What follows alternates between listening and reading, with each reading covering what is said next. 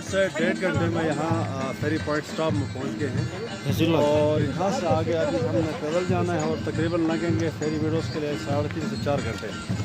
अगर मुतवातिर हम चलेंगे तो 4 घंटे में इंशाल्लाह पहुँच जाएंगे आप फेरी वीडियोस। ये फेरी पॉइंट है और इस साल ये लॉकडाउन की वजह से ये हालत काफ़ी खड़ा है, वरना उस वक्त यहाँ पर स्कूटर वाले, घोड़े वाले और हमारे जो मेहमान इतना रश होता था यहाँ और लंच किया जाता था और लंच करने के बाद यहाँ से आगे निकलता था। लेकिन इस साल ये कुदरती एक वबा की वजह से ये खाली पड़ा।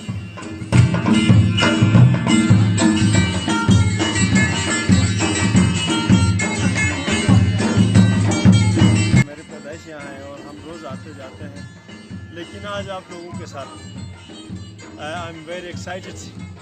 आई don't have any words to express in favour of you people. और मैं मुझे ऐसा लग रहा है कि यार अभी इधर लंच करके आ गए, हालांकि ऐसा कुछ नहीं है। मौसम तो आशिकाना है और परियों के आने का मौसम में इंतजार है और हम परियों का इंतजार।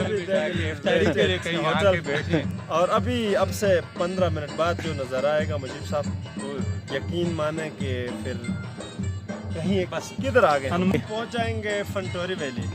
फुनूटोरी वैली ना शिना में कहते हैं कि फूलों की क्यारी फुनूटोरी।